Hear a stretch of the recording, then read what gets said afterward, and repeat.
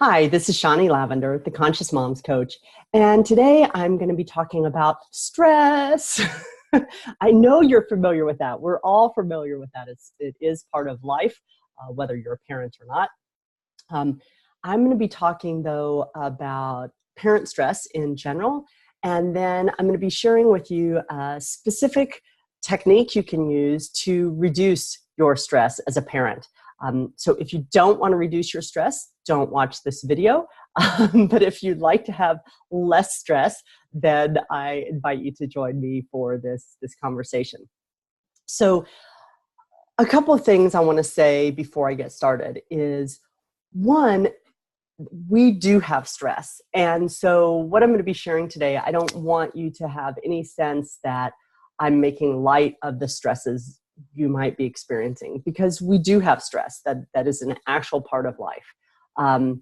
So I'm not trying to minimize it or say, well, no, really, you just need to chill out. It's not that.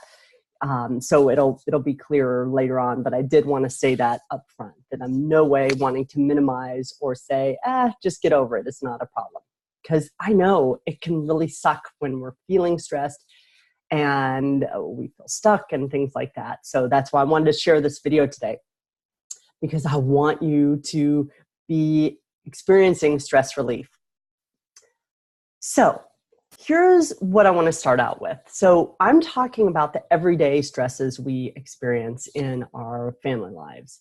So there are times that are extra stressful, whether that's, I know I've got people in my community right now where they have sick pets, or they have a parent, so they're sandwich generation, right? So they've got a parent who is sick or needing care, or something's going on in that parent's life.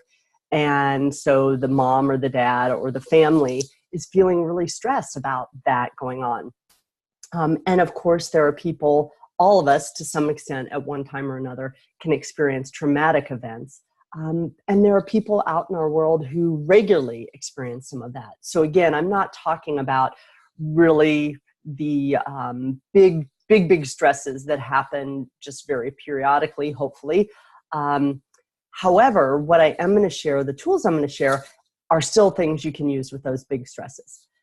I'm focused, though, right now in this video on the everyday stresses, the things, the transitions that can be hard for our kids, the times where we're in a time crunch and we're trying to rush and get things done and people don't seem to be working together well.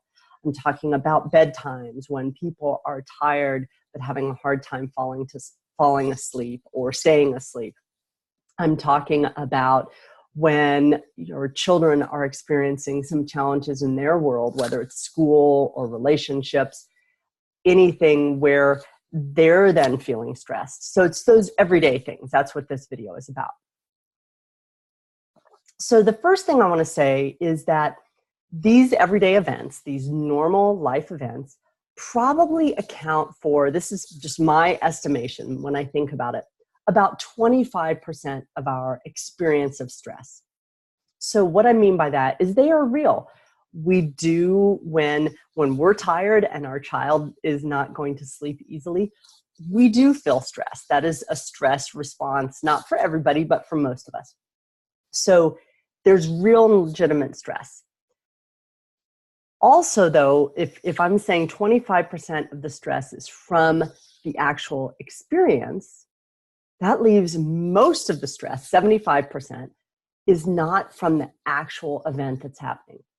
And for most people, that's really a radical thought, because we are not trained, we are not socialized to think that way. We are socialized to think this thing that is happening, or this person doing this thing, or whatever it is, that is the cause of my stress. So that's our socialization, is thing out there is the source of my stress. That's not true. That is not the source of most of the stress.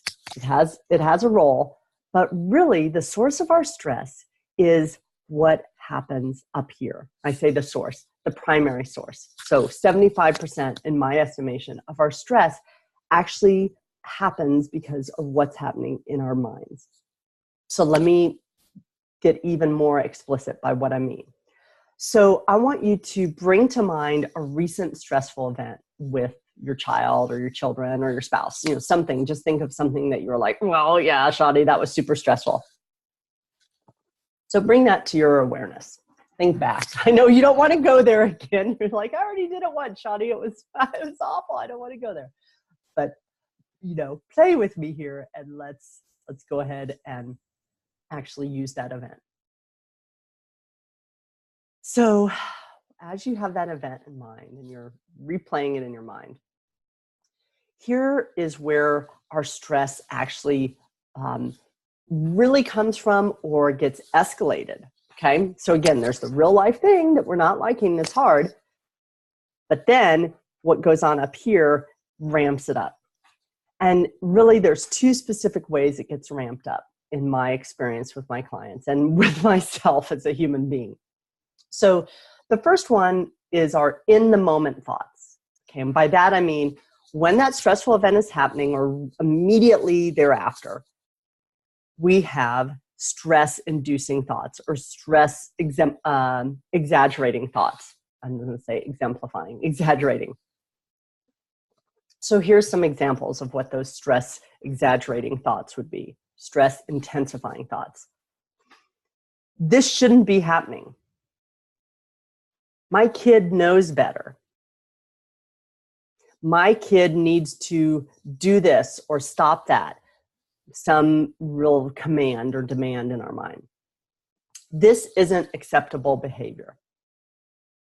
So let me say a little bit more about each of those thoughts. So this shouldn't be happening. This isn't acceptable behavior. Those are both judgments. Now, they're your judgments. So I'm not saying you have to give them up or let go of them in any way. Simply know that they're not objective. They're subjective thoughts that you, from your past conditioning and the way you're wired, are choosing. You're not actively choosing them when they first happen, but you can change them. And I'm going to talk about that. So those are thoughts that are saying basically what is real, which is what's happening right now, shouldn't be. And so you're resisting reality and you're judging reality. So I'm going to talk some more about that. But so those are resistant thoughts. My kid knows better. That again is a judgment-based thought. So your child may actually know a different way of behaving in that moment, for instance, and yet saying my kid knows better is in essence saying they know better and they should be doing this other thing that they know how to do. So again, it's a resistant thought. You're saying this is what needs to happen. I'm God and I know how it's supposed to play out. We're human and we have our wants and preferences. When we get into a demand about this is how it should be, though, we're making trouble for ourselves. So that's a stress intensifying thought. And then the final one, my kid needs to do X or stop Y, whatever is related to the incident that's happening. That again is about controlling and saying, this is what needs to happen. If this thing will happen, then the stress will go away. That's not, you don't have power over your child. So parents spend a lot of time trying to exercise power over our kids and get them to do things.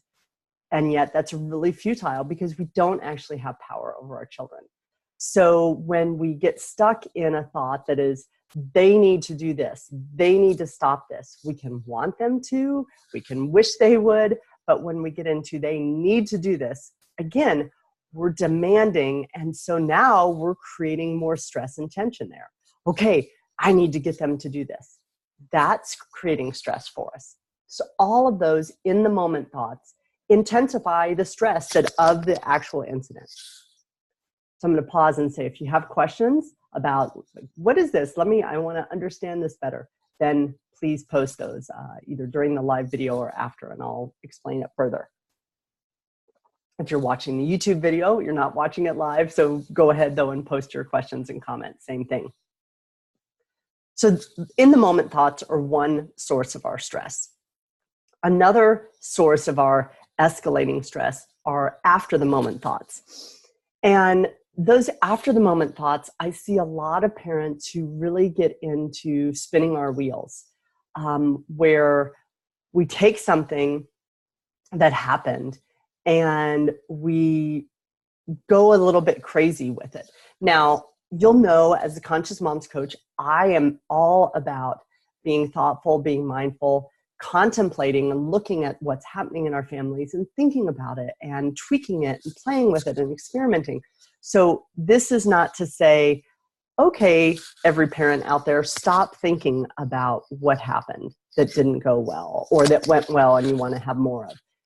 Yes, absolutely think about those things. However, I want you to do it in an intentional, deliberate way, because otherwise it is just often, for many of us, about crazy making. So let me give some specific examples. So after the moment thoughts might be things like this. It's such a pain that this keeps happening.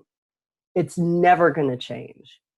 I handled it wrong. I'm a terrible parent, or I really screwed this up, some kind of judgment about ourselves.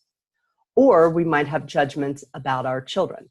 My child is being deliberately mean, selfish, hurtful,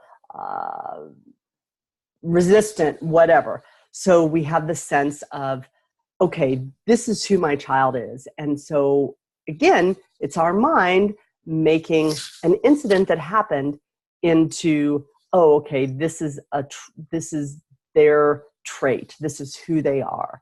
Or us, I handled it wrong. I'm a terrible parent. I messed it up so bad. What a terrible mom I am. All of those things are, again, taking something that we may say, yeah, I really don't like the way I handle that. Fine.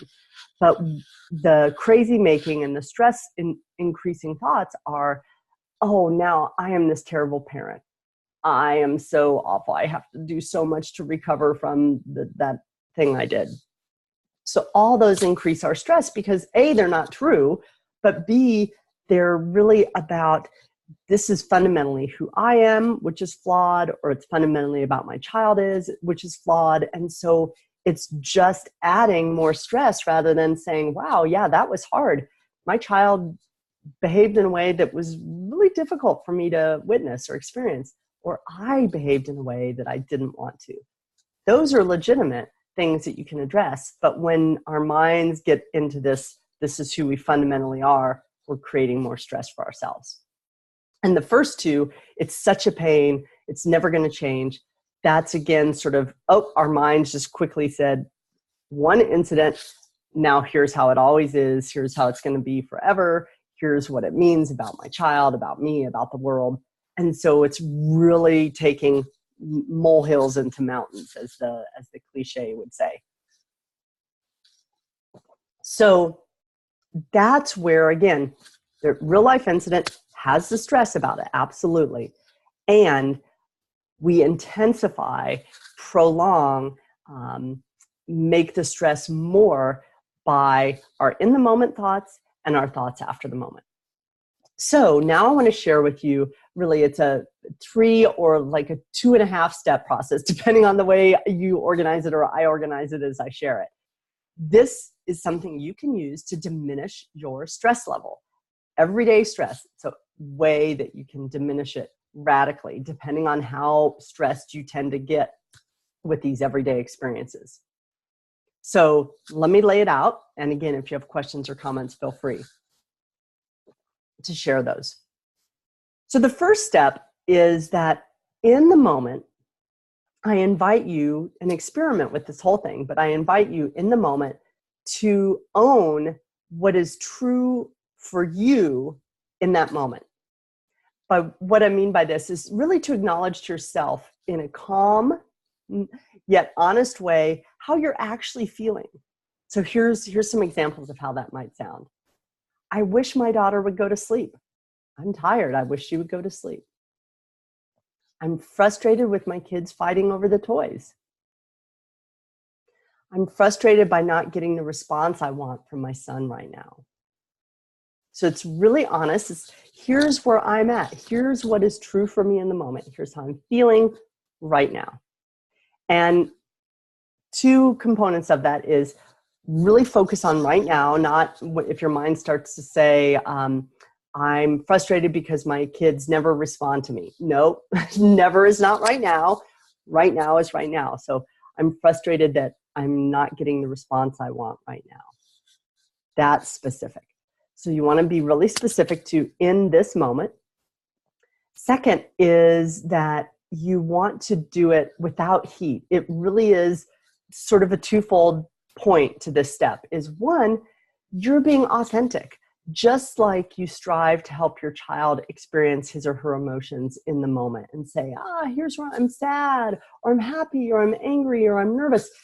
You're doing the same thing for yourself. You're saying, Johnny, right now, here's how I feel. So that's a big part of it, is simply voicing and speaking aloud, or even if it's in your head, yeah, here's what's going on for me. So you're giving yourself empathy. Here's how I'm feeling. The other piece of it, though, is you're doing it in as neutral way as possible. So you're not screaming, I wish my daughter would go to sleep. Now, you might do that in your head, and maybe then each time say it quieter and quieter in your head. If that's where you're at, you're just so over frustrated, then maybe that's where you start.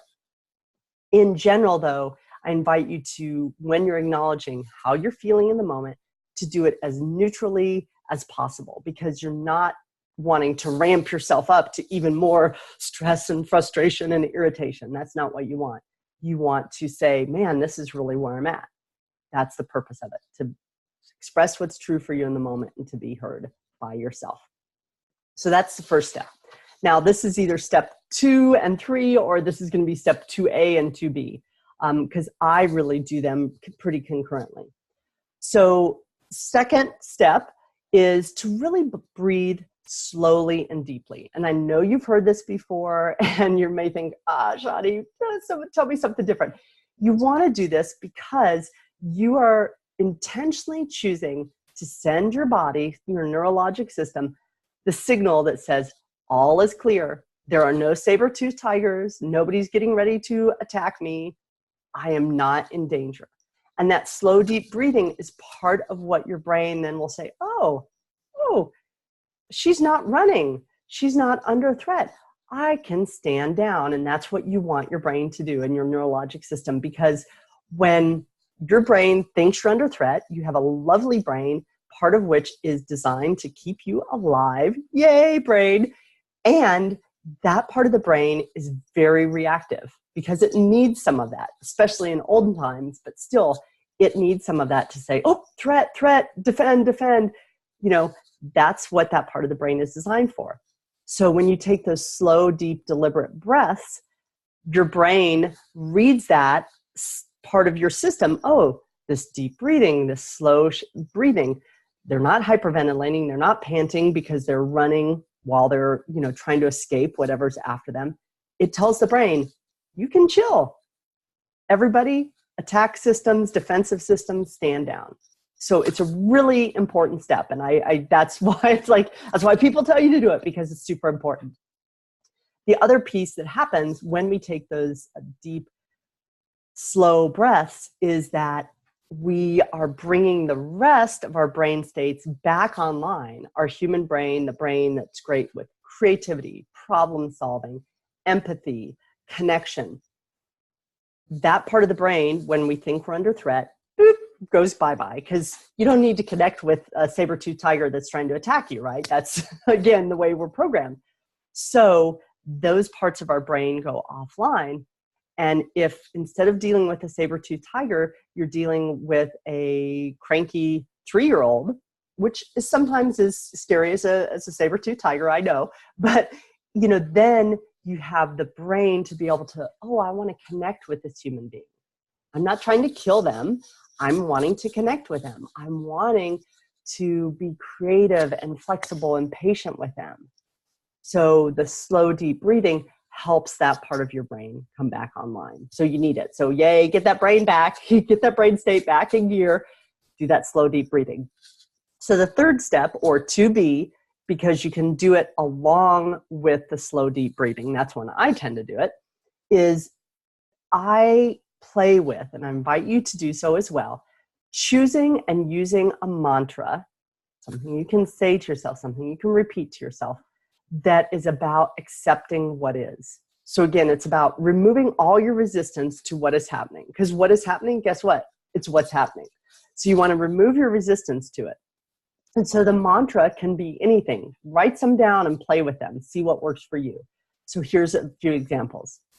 This is what's happening right now. I'm not saying you like it, dislike it. It's just acknowledging this is what's happening right now. This is reality and I can accept it.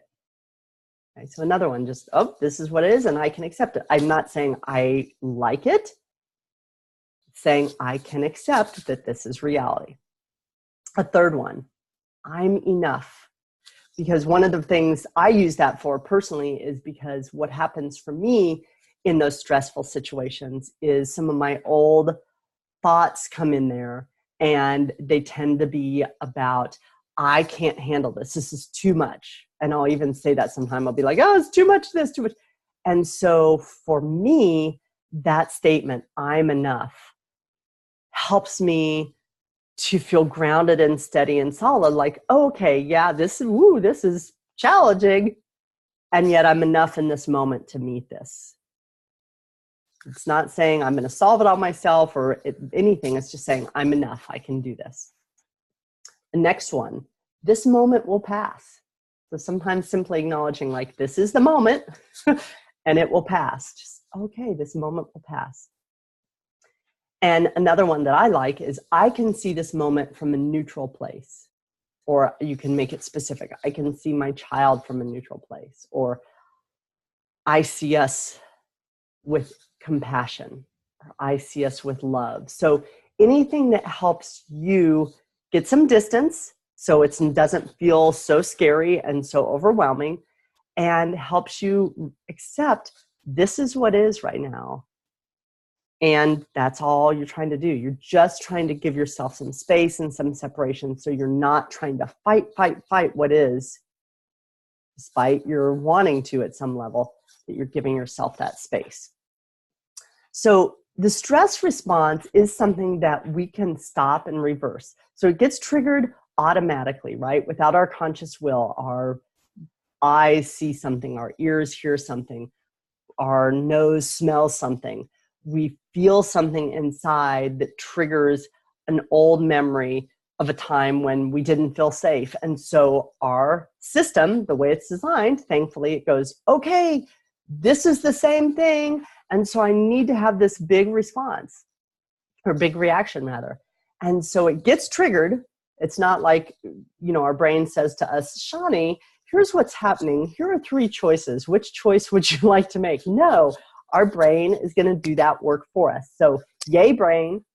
And at the same time, that sometimes that reaction that the brain chooses is not always, especially in these kind of moments I'm talking about, it is not the best response. It's not the best choice for us to create what we want to create in the long term with our children. So that's where we come in and we say, I get that I'm just on this automatic train. I got on this train and it started to speed down in this direction. And I see that this is not the direction I want to go. So I am going to acknowledge, here's where I am. I'm feeling really scared, or I'm feeling really overwhelmed. That's where I am in this very moment. I'm going to breathe slowly and deeply. I'm going to tell my brain by that breathing, hey, actually, it's not an emergency. Everybody can chill. And then I'm going to remind myself cognitively, I'm going to say to myself, yeah, this is what is, and I'm okay. I'm enough. I can make it through this moment. So all of those things are a conscious way for us to stop that train and get ourselves back on a different track, put ourselves in a different train, get ourselves on our feet or on our bike, a different mode of transportation to handle what's actually in front of us. So that's what I have for you today. I really invite you to play with it, see how it works, because it does work and it takes practice, because again, our mind automatically is going to do these things. So that's what's going to happen without your deliberate intent. So you need practice in saying, I recognize I'm headed off this cliff right now and I don't want to go there. So I'm going to work to change that path, change that course. So play with it. Let me know how it's working. Let me know what challenges you have. And as always, I'm glad to be of support in helping you choose peaceful parenting and relating to your children and your other beloveds in ways that are harmonious and effective for everyone. So I'm Shawnee Lavender. I'm the Conscious Moms Coach, and thank you for spending this time with me today. Take care, everybody. Bye-bye.